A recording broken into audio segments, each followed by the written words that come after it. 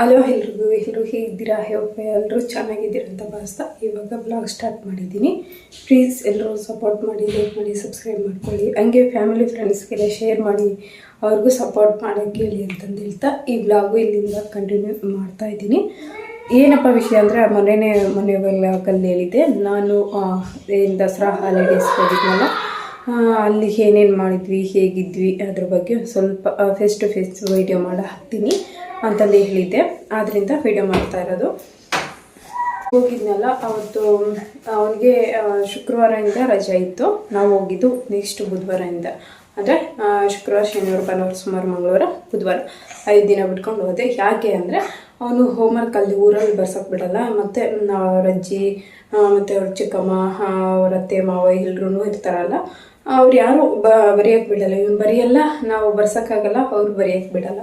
ಏನು ಓದು ಅಂತ ಅವ್ರು ತಲೆ ತಿಂತೀರಾ ಅಂತಂದು ತುಂಬ ಇದು ಮಾಡ್ತಾರೆ ಅಂತಂದು ಹೇಳ್ಬಿಟ್ಟು 5 ದಿನ ಅವನಿಗೆ ಏನೇನು ಹೋಮ್ವರ್ಕ್ ಇತ್ತು ಅದೆಲ್ಲ ಕಂಪ್ಲೀಟ್ ಮಾಡಿಬಿಟ್ಟು ಬುಧವಾರ ಹೊರಟ್ವಿ. ಬುಧವಾರ ಹೋದರೆ ಅಲ್ಲಿಗೆ ನಾವು 13-14 ದಿನ ಇದ್ವಿ ಊರಲ್ಲಿ.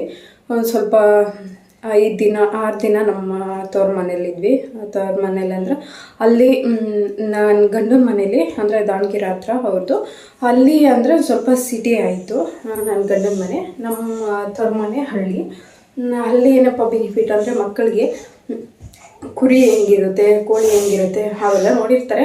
ಅದೇನು ಹೇಳೋದು ಬೇಕಾಗಿಲ್ಲ. ಬಿತ್ತನೆ ಹೆಂಗೆ ಮಾಡ್ತಾರೆ ಅಂತಂದು ಮೊನ್ನೆ ಹೇಳಿದೆ. ಅಮ್ಮ ಹಿಂಗೆ ಬಿತ್ತೋದು ಅಂತಂದು, ಅಂದರೆ ಹೊಲಕ್ಕೆ ಕರ್ಕೊಂಡು ಹೋಗಿದ್ಲು ನಮ್ಮಮ್ಮ. ಹಿಂಗೆ ಬಿತ್ತೋದು, ಹಿಂಗೆ ಮಾಡೋದು ಅಂತಂದೆಲ್ಲ ತೋರಿಸಿದ್ಲು. ನಾನು ಹೋಗಿರಲಿಲ್ಲ ಅವತ್ತು, ವೀಡಿಯೋನೂ ಮಾಡೋಕ್ಕಾಗಿರಲಿಲ್ಲ. ಬಿತ್ತನೆ ಮಾಡೋದು ಹೆಂಗೆ ಬೀಜ ಬಿತ್ತುತ್ತಾರೆ, ಹೆಂಗೆ ಗೊಬ್ಬರ ಹಾಕ್ತಾರೆ, ಹೆಂಗೆ ಬೆಳೀತಾರೆ ಅಂತಂದು. ಮತ್ತು ಕೋಳಿ ಸಾಕಾಣಿಕೆ ಅಂದರೆ ಹೈನುಗಾರಿಕೆ ಏನು ಬರುತ್ತೆ, ಜೇನುಹುಳ ಹೆಂಗೆ ಸಾಕ್ತಾರೆ ಅದೆಲ್ಲ. ಜೇನುಹುಳ ಸಾಕೋದು ನಮ್ಮೂರಲ್ಲಿ ಸಾಕ್ತಾರೆ ಒಬ್ಬರು, ಅಂದರೆ ವಿಡಿಯೋ ಮಾಡೋಕ್ಕೆ ಅವರು ಅನುಮತಿ ಕೊಡಲಿಲ್ಲ. ಅದಕ್ಕೆ ಅವನಿಗೆ ತೋರಿಸ್ಬೇಕು ಅಂತಂದೇಳಿ ನಾನು ಕರ್ಕೊಂಡೋಗಿ ಹಿಂಗೆ ಹೈನುಗಾರಿಕೆ ಮಾಡೋದು ನೋಡಿ. ಕೋಳಿ ಈ ಥರ ಸಾಕ್ತಾರೆ. ನಮ್ಮ ಮನೇಲೆ ಕೋಳಿ ಇತ್ತಲ್ಲ, ಕೋಳಿ ಈ ಥರ ಸಾಕೋದು, ಕುರಿ ಈ ಥರ, ಮೇಕೆ ನಾವೆಲ್ಲ ಈ ಥರ ಸಾಕ್ತಾರೆ. ಇದು ಹೈನುಗಾರಿಕೆ ಅಂತಾರೆ. ಜೇನುಹುಳ ಸಾಕ್ತಾರೆ, ಇದರಲ್ಲಿ ಮೊಲ ಸಾಕ್ತಾರೆ. ಇವೆಲ್ಲ ಹಳ್ಳಿಯಲ್ಲಿ ಮನೆ ಹತ್ರನೇ ಸಾಕ್ತಾರೆ. ಇದು ಹೈನುಗಾರಿಕೆ ಅಂತಂದು ನನ್ನ ಮಗನಿಗೆ ಸ್ವಲ್ಪ, ಅಂದರೆ ನಾನು ಫುಲ್ಲು ಹೇಳ್ಕೊಟ್ಟಿದ್ದೀನಿ ಅಂತಂದಲ್ಲ, ತಕ್ಕ ಮಟ್ಟಷ್ಟು. ಇವಾಗ ಸ್ಕೂಲಲ್ಲಿ ಏನು ಹೇಳ್ಕೊಡ್ತಾರೋ 50%ಅಲ್ಲಿ ನಾನು ಒಂದು 10% ಅನಿಸುತ್ತೆ, ಒಂದು 5% ಆಗಲಿ ಹೇಳ್ಕೊಟ್ಟೆ. ಅದು ಖುಷಿ ಆಯಿತು. ಇನ್ನೊಂದು ಕರೆಂಟ್ ಹೋಯಿತು, ಅದರಿಂದ ಲೈಟ್ ಆಫ್ ಆಗೋಯಿತು ಅಷ್ಟೇ. ಅಷ್ಟೊಂದು ಹೇಳ್ಕೊಟ್ಟೆ. ಚೆನ್ನಾಗಿ ಅನ್ನಿಸ್ತು ಹಳ್ಳಿ ವಾತಾವರಣ. ಅಲ್ಲಿ ಸಂಬಂಧಗಳು ಅಂದರೆ ಹಿಂಗೆ joint family, single family, small family, joint family ಅಂದರೆ ಹೆಂಗಿರ್ತಾರೆ, ಸ್ಮಾಲ್ ಫ್ಯಾಮಿಲಿ ಅಂದರೆ ಹೆಂಗಿರ್ತಾರೆ, ಜಾಯಿಂಟ್ ಫ್ಯಾಮಿಲಿಯಲ್ಲಿ ಯಾವ ಥರ ರಿಲೇಷನ್ಶಿಪ್ ಇರುತ್ತೆ, ಸ್ಮಾಲ್ ಫ್ಯಾಮಿಲಿಯಲ್ಲಿ ಯಾವ ಥರ ಇರುತ್ತೆ, ಅದು ಒಂದು ಸ್ವಲ್ಪ ಅರಿವು ಆಯಿತು ಅವರಿಗೆ. ಪಾಠದಲ್ಲಿ ಇತ್ತು ಅದು, ಜಾಯಿಂಟ್ ಫ್ಯಾಮಿಲಿ ಅಂದರೆ ಸಿಂಗಲ್ ಫ್ಯಾಮಿಲಿ ಬಗ್ಗೆ. ನಾನು ಅಲ್ಲಿ ಹೋದಾಗ ಅವನಿಗೆ ಸುಮ್ಮನೆ ಎಲ್ಲಾದರೂ ಕೂತ್ಕೊಂಡಾಗ, ಇಲ್ಲ ಯಾರ ಮನೆಗಾದರೂ, ಇವಾಗ ತುಂಬ ದಿನಕ್ಕೆ ಹೋಗ್ತೀವಲ್ಲ, 6 ತಿಂಗಳಿಗೆ ಇಲ್ಲ ವರ್ಷಕ್ಕೊಂದ್ಸರಿ ಹೋಗ್ತೀವಿ. ತುಂಬ ಜನ ಊಟಕ್ಕೆ ಮತ್ತು ಕಾಫಿ ಆಯ್ತಾ, ಟೀ ಆಯ್ತಾ ಅಂತಂದು ಹಳ್ಳಿ ಕಡೆ ಕೇಳ್ತಾರಲ್ಲ, ಆ ಥರ ಕೇಳಿದಾಗ ಅವ್ರ ಮನೆ ಸಿಂಗಲ್ ಫ್ಯಾಮಿಲಿ, ಅವರು ಜಾಯಿಂಟ್ ಫ್ಯಾಮಿಲಿ, ಅವ್ರ ಮನೇಲಿ ಎಷ್ಟು ಜನ ಇದ್ದಾರೆ, ಇವ್ರ ಮನೇಲಿ ನೋಡಿ ಹಿಂಗಿದ್ದಾರೆ, ಅವರೆಲ್ಲ ಯಾರು ಬೆಸ್ಟು, ಯಾವುದು ಇದು ಅಂತಂದು ಆ ಥರ ಹೇಳ್ತಾ ಹೋದೆ ಡೈಲಿ. ನಾನೇನು ಕೂತ್ಕೊಂಡು ಪಾಠ ಮಾಡಿಲ್ಲ, ಸುಮ್ಮನೆ ಜನರಲ್ಲಾಗಿ ತಿಳಿಸ್ತಾ ಹೋದೆ. ಹಳ್ಳಿಯಲ್ಲಿರೋರ್ಗೆ ಅದೇನು ಹೊಸ್ತಲ್ಲ, ಯಾಕಂದ್ರೆ ಮನೆಯಲ್ಲೇ ಇರ್ತಾರಲ್ಲ ಅವ್ರಿಗೆ ಗೊತ್ತಿರುತ್ತೆ. ನಮ್ಮ ಸಿಟಿಯಲ್ಲಿರೋರ್ಗೆ ಅಷ್ಟೊಂದು ಗೊತ್ತಿರಲ್ಲ. ಅದಕ್ಕೆ ಕೂರಿಸಿ ಅವಾಗ ಹೇಳ್ತಾ ಇದ್ದೆ. ಇನ್ನೊಂದು ಬೆಕ್ಕೂ, ಅದರಲ್ಲಿ ನಾಯಿ, ಬೆಕ್ಕು ಅವೆಲ್ಲನೂ ಹೆಂಗೆ ಸಾಕ್ಬೋದು, ಹೆಂಗೆ ನೋಡ್ಕೋಬೋದು, ಅವಕ್ಕೂ ಹಿಂಸೆ ಆಗುತ್ತೆ, ಹಾಗೆ ಒಟ್ಟು ನೀತಿ ಪಾಠ ಆ ಥರ ಹೇಳ್ದೆ. ಅದನ್ನೇ ಒಂದಿನ ಆಗಲೆಲ್ಲ ಕೂತ್ಕೊಂಡು ಹೇಳೋಕ್ಕೂ ಹೋಗಿಲ್ಲ. ಅದನ್ನ ತುಂಬ ಚೆನ್ನಾಗೂ ಅನ್ನಿಸ್ತು ಅವನಿಗೆ, ತುಂಬ ಇಷ್ಟ ಆಯಿತು. ಹಾಗೆ ನಾವು ದುಡ್ಡು ಕೊಟ್ಟು ಎಳ್ನೀರು ಕುಡಿತೀವಿ. ಈ ಗಿಡ ಬೆಳೆಸಿದರೆ ಅದೇ ನಮಗೆ ಎಳ್ನೀರು ಕೊಡುತ್ತೆ, ನೆರಳು ಕೊಡುತ್ತೆ, ಗಾಳಿ ಕೊಡುತ್ತೆ, ಒಳ್ಳೆ ಗಾಳಿ ಬೆಳಕು ಎಲ್ಲದನ್ನು ಕೊಡುತ್ತೆ ಅಂತಂದು ನಮ್ಮ ಮನೆ ಹತ್ರ ಫುಲ್, ಅಮ್ಮ ಮನೆ ಹತ್ರ ಫುಲ್ಲು ಗಿಡಗಳು ಜಾಸ್ತಿ. ಅಂದರೆ ಲೆಫ್ಟ್ ಸೈಡು ಮತ್ತು ಬ್ಯಾಕ್ ಸೈಡು ಫುಲ್ಲು ಗಿಡಗಳಿದ್ದಾವೆ. ಇನ್ನು ರೈಟ್ ಸೈಡು ಫ್ರಂಟು ಗಿಡ ಇಲ್ಲ, 1-2 ಮನೆ ಮುಂದೆ ಬೇರೆ ಇರೋವು ಗಿಡ ಇದ್ದಾವೆ. ಅಷ್ಟು ಬಿಟ್ಟರೆ ನಮ್ಮದೇನಿಲ್ಲ. ಅಕ್ಕ ಪಕ್ಕದಲ್ಲಿ ಮತ್ತು ಹಿಂದೆ ಸೈಡಲ್ಲಿ ಫುಲ್ ಗಿಡ ಇದ್ದು ತೋರಿಸ್ದೆ, ಈ ಥರ ಫ್ಯಾನ್ ಇಲ್ಲ ಅಂದರೂ ಎಷ್ಟು ಚೆನ್ನಾಗಿ ಗಾಳಿ ಬರ್ತೈತೆ, ಈ ಥರ ಇರುತ್ತೆ ಅಂತ. ಅಂದರೆ ಇನ್ನೊಂದು ಗಾಳಿ ಬರುತ್ತೆ ನಿಜ, ಸೊಳ್ಳೆಗಳು ಅಷ್ಟೇ ಬರುತ್ತೆ. ನಾವೇನು ಮಾಡಿಬಿಟ್ಟಿದ್ವಿ ಅಂದರೆ ಫುಲ್ ನೆಟ್ ಕಟ್ಕೊಬಿಟ್ಟಿದ್ವಿ. ಅದು ನಾನು ಡೆಲಿವರಿಗೆ ಹೋದರೆ ಮಾತ್ರ ಯೂಸ್ ಮಾಡ್ಕೊತಾ ಇದ್ದೆ. ಅದನ್ನ ಇವಾಗ ಮಕ್ಕಳಿದ್ರಲ್ಲ ಏನು ಬೇಡ, ಅಲ್ಲಿ ಏನು ನಾವು ಗುಡ್ ನೈಟ್ ಯೂಸ್ ಮಾಡ್ತೀವಲ್ಲ ಆ ಥರ ಬೇಡ ಅಂತಂದು ಹೇಳ್ಬಿಟ್ಟು ನೆಟ್ ಕಟ್ಕೊಂಡು ಒಳ್ಳೆ ಗಾಳಿ ಬೆಳಕು ಬರುತ್ತೆ. ಕಿಟಕಿ ಎಲ್ಲ ಓಪನ್ ಮಾಡಿಕೊಂಡು ನೋಡು ಎಷ್ಟು ಚೆನ್ನಾಗಿ ಗಾಳಿ ಬರುತ್ತೆ, ಈ ಸೊಳ್ಳೆ ಬರ್ಬಾರ್ದು ಅಂದರೆ ನೆಟ್ ಕಟ್ಕೋಬೇಕು. ನೆಟ್ ಕಟ್ಕೊಂಡ್ರೆ ಸೊಳ್ಳೆ ಬರಲ್ಲ, ಒಳ್ಳೆ ಗಾಳಿನೂ ಬರುತ್ತೆ. ಅಲ್ಲಿ ಗುಡ್ ನೈಟ್ ಹಾಕ್ಕೊಂಡು ಫ್ಯಾನ್ ಹಾಕ್ಕೊಂಡು ಒಂಥರ ಹಿಂಸೆ ಅಂತಂದು ಅದೆಲ್ಲ ಹೇಳಿದೆ. ಅವಾಗ ಅದು ಅರ್ಥ ಆಯಿತು. ಸ್ವಲ್ಪ ಹೊರಗೆ ತರಲೆ ಮಾಡ್ತಾ ಇದ್ದಾರೆ, ಸ್ವಲ್ಪ ಅಡ್ಜಸ್ಟ್ ಮಾಡ್ಕೊಳ್ಳಿ. ಅದಾದಮೇಲೆ ಪಟಾಕಿ ಹೊಡಿಯೋಕ್ಕೆ ಕೇಳಿದ್ನು. ಪಟಾಕಿ ಹೊಡಿಬಾರ್ದು ಅಂತಂದು ಹೇಳಿದೆ. ಅವ್ನು ಕೇಳಿಲ್ಲ. ಇವಾಗ ಅಕ್ಕಪಕ್ಕ ಮನೆ ದಸರಾ ಆದಮೇಲೆ ದೀಪಾವಳಿ ಬಂತಲ್ಲ, ಎಲ್ಲರೂ ಹೊಡೆಯೋದು ನೋಡಿ ನನಗೂ ಪಟಾಕಿ ಬೇಕು ಅಂದಿದ್ದಕ್ಕೆ ಪಟಾಕಿ ಕೊಟ್ಟೆ. ಆಮೇಲೆ ಅವ್ನಿಗೆ ಹೇಳಿದೆ, ನೋಡು ಹಿಂಗೆ ಹೊಗೆ ಬರುತ್ತೆ, ಅದು ನಮ್ಮ ಹೊಟ್ಟೆ ಒಳಗೆ ಹೋದ್ರೆ ಈ ಥರ ಆಗುತ್ತೆ. ಅವರೆಲ್ಲ ಹೊಡಿತಾರಲ್ಲ, ಅದಷ್ಟೊಂದು ಅವ್ನಿಗೆ ಹೇಳಿದ್ರು ಅರ್ಥ ಮಾಡ್ಕೊಂಡಿಲ್ಲ. ಅವ್ನಿಗೆ ಅರ್ಥನೂ ಆಗಲಿಲ್ಲ. ಅದು ಏನು ನಾನು ಪಟಾಕಿ ಯಾಕೆ ಹೊಡಿಬಾರ್ದು, ಯಾಕೆ ಹೊಡೆದ್ರೆ ಏನಾಗುತ್ತೆ, ಹೊಡಿದಿದ್ರೆ ಏನಾಗುತ್ತೆ ಅಂತ ನೀಟಾಗಿ ಎಕ್ಸ್ಪ್ಲೇನ್ ಮಾಡಿದರು. ಅವನಿಗೆ ಗೊತ್ತಾಗಿಲ್ಲ. ಇನ್ನೊಂದು ಅವನಿಗೆ ಪಟಾಕಿ ಹೊಡಿಯೋದ್ಮೇಲೆ ಇಂಟ್ರೆಸ್ಟ್ ಜಾಸ್ತಿ ಹೋಯಿತು. ನಾನು ಇಲ್ಲಿದ್ದ ಬಗ್ಗೆ ಇಂಟ್ರೆಸ್ಟ್ ಆಗಲಿಲ್ಲ, ಅದಕ್ಕೆ ಬಿಟ್ಬಿಟ್ಟೆ. ಈ ವರ್ಷ ಅಲ್ಲ ಅಂದರು, ಮುಂದಿನ ವರ್ಷ ಅವ್ನು ಕಲಿತಾನೆ. ಇನ್ನೊಂದೇನಪ್ಪ ಅಂದರೆ ಫಸ್ಟು ಸ್ಕೂಲಲ್ಲಿ ಹೇಳಿದ್ನೆ, ಅದನ್ನ ನಾನು ಹೇಳಿದರೆ ಬೇಗ ಅರ್ಥ ಆಗುತ್ತೆ ಅವನಿಗೆ. ನಮ್ಮ ಮಾಮೂ ಹೇಳಿದರು, ನಮ್ಮ ಅಮ್ಮನೂ ಹೇಳ್ತಾಳಂತೆ. ಅಲ್ಲಿನ ಹೇಳಿಲ್ಲ, ನಾನು ಹೇಳ್ತಾ ಇದ್ದೀನಿ ಅಂದರೆ 50% ತೊಗೊತಾನೆ, 50% ಬಿಟ್ಟಾಕ್ಬಿಡ್ತಾನೆ. ಆದ್ದರಿಂದ ನಾನು ಹೇಳಷ್ಟೇ ಬಿಟ್ಟೆ. ಅವತ್ತು ಒಂದು ಸ್ವಲ್ಪ ಪಟಾಕಿ ಎಲ್ಲ ಹೊಡೆದುಬಿಟ್ಟು ದೇವಸ್ಥಾನಕ್ಕೆಲ್ಲ ಹೋಗಿ ಬಂದ್ವಿ. ಚಂಗಿ ದೇವಸ್ಥಾನಕ್ಕೆ ಅವೆಲ್ಲ ಹಾಕಿದ್ದೀನಿ.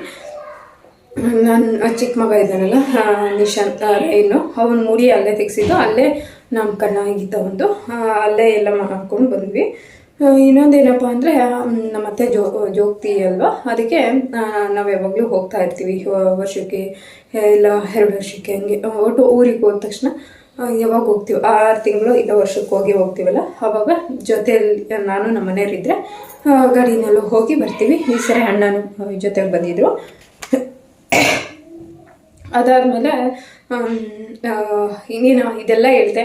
ಹಬ್ಬಕ್ಕೆ ಬಟ್ಟೆ ಎಲ್ಲಿ ತೊಗೊಂಡೆ ಅಂದರೆ ನಾನು ನನಗೆ ಹತ್ರ ಆಗಿರೋದು ನಮ್ಮೂರಿಂದ 30 ಕಿಲೋಮೀಟ್ರ್, ಅಂದರೆ ಗಂಡನ ಮನೆಯಿಂದ ದಾವಣಗೆರೆಗೆ 30 ಕಿಲೋಮೀಟ್ರು. ಆದ್ದರಿಂದ ಅಲ್ಲಿಗೆ ಹೋಗಿ ತಗೊಂಡೆ. ದಾವಣಗೆರೆಯಲ್ಲಿ ಬೆಸ್ಟಪ್ಪ ಅಂದರೆ ಚನ್ನಬಸಪ್ಪ ಅಂಗಡಿ ಅಂತಂದು ಹೇಳ್ತಾರೆ.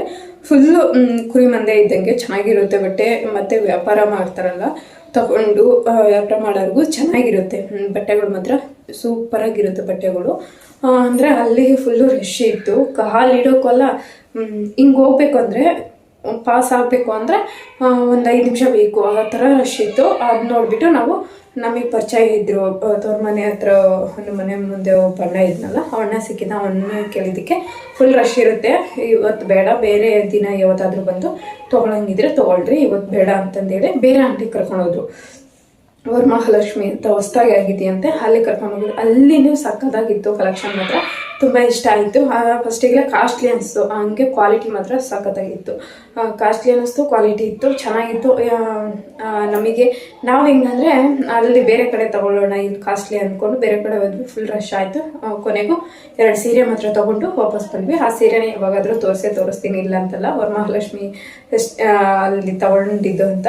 ಇದು ದೀಪಾವಳಿಗಾಗಿ ಮಕ್ಳಿಗೆ ಆಲ್ರೆಡಿ 1 ತಿಂಗಳು ಮುಂಚೆನೇ ಅವ್ರ ಅತ್ತೆಗೆ ಹೇಳಿದ್ದೆ, ಅವ್ರ ಅತ್ತೆ ತೊಗೊಂಡು ಇಟ್ಕೊಂಡಿದ್ರು. ಅಲ್ಲಿಗೆ ಮುಗೀತು ಮಕ್ಕಳದು. ನನಗೊಂದು 2 ಸೀರೆ ತೊಗೊಂಡೆ. ನಮ್ಮ ಮನೆಯವರಿಗೆ ನಾನು ಏನು ಆ್ಯನಿವರ್ಸರಿಗೆ ಹೊಲಿಸಿದ ಬಟ್ಟೆನೂ ಹಂಗೆ ಇತ್ತು.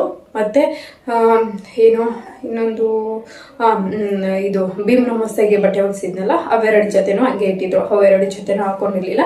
ಇನ್ನೊಂದು ಜೊತೆ ಸುಮ್ಮನೆ ಇರಲಿ ಅಂತಂದು ಹೊಲಿಸಿದ್ದೆ, ಅದು 3 ಹಾಕ್ಕೊಂಡಿರಲಿಲ್ಲ. ಅದಕ್ಕೆ ಅವ್ರು ಹೇಳಿದರು, ಇಲ್ಲ 3 ಜೊತೆ ಇದೆಯಲ್ಲ, ಅದರಲ್ಲಿ 1-2 ಜೊತೆ ಹಾಕ್ಕೊತೀನಿ, ಹಂಗಾದ್ರೂ ಇನ್ನೊಂದು ಜೊತೆ ಉಳ್ಕೊಳ್ಳುತ್ತೆ, ಏನಕ್ಕೆ ನನಗೆ ನೀವೇ ತೊಗೊಳ್ರಿ ಅಂತಂದು ಹೇಳಿದರು. ಅದಕ್ಕೆ ನನಗೊಬ್ಳಿಗೆ ಸೀರೆ ತೊಗೊಂಡೆ, ವಾಪಸ್ ಬಂದರೆ. ಆದರೆ ಅವತ್ತು ಹೋಗಿದ್ದು ಎಲ್ರಿಗೂ ತೊಗೊಳ್ಳೋಣ ಅಂತ. ಫುಲ್ಲು ರಶ್ ಇರೋದು ನೋಡಿ ನಮಗೂ ಉಸಿರು ಕಟ್ಟಿದಂಗೆ ಆಗೋದು. ಏನೇ ಫ್ಯಾನ್ ಇದ್ರೂ ಜನದ ಜಂಜಾಟದಲ್ಲಿ ತೊಗೊಳಕ್ಕಾಗಲಿಲ್ಲ ಅಂತಂದು ಹೇಳ್ಬಿಟ್ಟು ನನಗೊಬ್ಳಿಗೆ ಒಂದು ಸೀರೆ ತೊಗೊಂಡು ವಾಪಸ್ ಬಂದ್ವಿ. ಅದು 1900 ಏನೋ ಆಯಿತು. ಚೆನ್ನಾಗಿದೆ ಸೀರೆ, ಫುಲ್ ಗ್ರ್ಯಾಂಡಾಗಿದೆ. ಯಾವಾಗಾದರೂ ತೋರಿಸ್ತೀನಿ. ಇಷ್ಟೇನು ಹೇಳೋಕ್ಕೆ ಪ್ರಯತ್ನ ಪಡ್ತೀನಿ. ನಾನು ಯಾಕೆ ನಮ್ಮೂರಿಗೆ ಜಾಸ್ತಿ ಹೋಗ್ತೀನಿ, ತವ್ರ ಮನೆಗೆ ಜಾಸ್ತಿ ಯಾಕೆ ಹೋಗ್ತೀನಿ ಅಂದರೆ ಅದು ಫುಲ್ ಹಳ್ಳಿ ವಾತಾವರಣ ಹೆಂಗಿರುತ್ತೆ. ಆ ಅತ್ತೆ ಮನೇಲಿ ಅಂದರೆ ಅದು ಎಷ್ಟು ಅಂದರೆ 50% ಹಳ್ಳಿ ಜೀವನ ಅನಿಸುತ್ತೆ, ಇನ್ನು 50% ಸಿಟಿನೇ ಅದು. ಆದ್ದರಿಂದ ನಮ್ಮ ತವ್ರ ಮನೆ ಫುಲ್ ಹಳ್ಳಿನೇ. ಆದ್ದರಿಂದ ಹಳ್ಳಿ ವಾತಾವರಣ ಚೆನ್ನಾಗಿರುತ್ತೆ. ಮತ್ತು ಎಲ್ಲರೂ ಓಡಾಡೋದು, ಎಷ್ಟು ಹಳ್ಳಿಯಲ್ಲಿ ನಾವು ರೂಢಿಸ್ಕೊತೀವೋ ಅಷ್ಟೇ ಬೆನಿಫಿಟ್ ಇದೆ, ಇದು ಇರುತ್ತೆ. ಅಲ್ಲಿ ಹೇಗೆ ತೊಗೊತೀವಿ ಹಂಗೆ. ಹಳ್ಳಿಯಲ್ಲಿ ಬ್ಯಾಡ್ ಹ್ಯಾಬಿಟ್ಸ್ ಏನಿರಲ್ವ, ಇರುತ್ತೆ. ಜನ ಮಾತಾಡೋದು ಭಾಷೆಯಲ್ಲಿ ಮ್ಯಾನಸ್ ಇರಲ್ಲ, ಏನು ಮಾತಾಡಬೇಕು ಅಂತ. ನನ್ನ ಮಗನೂ ಅಂತಾರಮ್ಮ ಏನಮ್ಮ ಈ ಥರ ಮಾತಾಡ್ತಾರೆ ಅವರೆಲ್ಲ ಅಂತ. ಏನಾಗಲಿ ಒಂದು ಕಲಿಬೇಕು, ಒಂದು ಬಿಡಬೇಕು. ಅವನಿಗೆ ಅಲ್ಲೂ ಕಲಿಯಷ್ಟು ಕಲಿತಾನೆ, ಇಲ್ಲೂ ಕಲಿಯಷ್ಟು ಕಲಿತಾನೆ. ಇನ್ನೊಂದು ಧೈರ್ಯ ಜಾಸ್ತಿ ಹಳ್ಳಿಯಲ್ಲಿ ಇದ್ದವ್ರಿಗೆ, ಅದೊಂದು ಬೆನಿಫಿಟ್ ಅಂದರೆ ಆ ಧೈರ್ಯ ಜಾಸ್ತಿ.